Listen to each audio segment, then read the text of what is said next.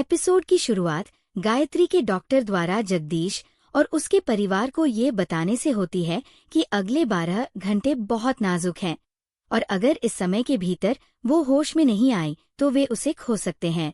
गरिमा ये सुनती है और गुस्से में वह जगदीश पर अपनी बहन को मारने की कोशिश करने का आरोप लगाती है।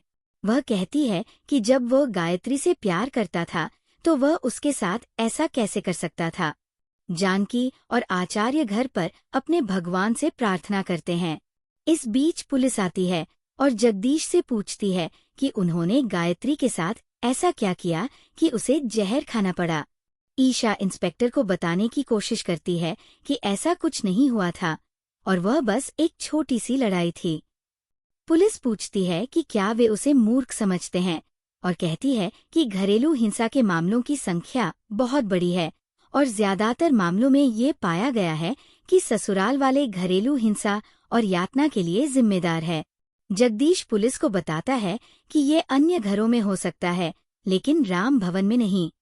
जानकी और आचार्य गायत्री की समस्या के बारे में एक दूसरे से बात करते हैं और आचार्य कहते हैं कि उन्हें यकीन है कि भगवान गायत्री को कुछ नहीं करेंगे, लेकिन उन्हें डर है कि अगर उसने पुलिस को जगदीश और उनके परिवार के खिलाफ कोई बयान दिया तो क्या होगा। जानकी उन्हें ये कहकर दिलासा देती है कि वह इस घर की बड़ी बहू है और वो ऐसा कुछ नहीं करेगी। ओक नाराज हो जाता है और पुलिस से बहस करने की कोशिश करता है, लेकिन ईशा उसे ये कहते हुए रोक देती है कि चीजें बिगड़ सकती है। वह कहता है कि जीएम साहिबा अपने किए का फल भुगत रही हैं। ईशा ओम से कहती है कि ये दोष देने का समय नहीं है और गायत्री के लिए प्रार्थना करने का है। वो अस्पताल के मंदिर में गायत्री के लिए प्रार्थना करती है। ओम बाद में ईशा से पूछता है कि क्या उसे लगता है कि जगदीश कभी जीएम साहिबा को माफ कर पाएगा। वह ओम को ये भी बताती है कि उसने अतीत में भी गलतियां की हैं और हर बार उन्होंने उसे माफ कर दिया है, इसलिए ये भी वही है।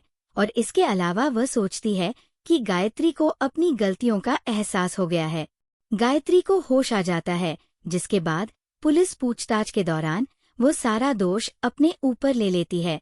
फिर उसे राम भवन वापस लाया जाता है। वापस आने के बाद वह अपनी गलतियों के लिए सभी से माफी मांगती है और यह भी कबूल करती है कि उसके लिए ही माइली भाग गई थी और दिलीप ईशा के लिए असली गहने लाए थे। ओम गायत्री से ये सब बंद करने के लिए कहता है क्योंकि उसके कामों की सूची कभी खत्म नहीं होगी और वह उसे कभी माफ नहीं करेगा। जगदीश कहता है कि उसने कभी सपने में भी नहीं सोचा था कि वह सिर्फ लालच के लिए उसके परिवार के साथ ऐसा करेगी।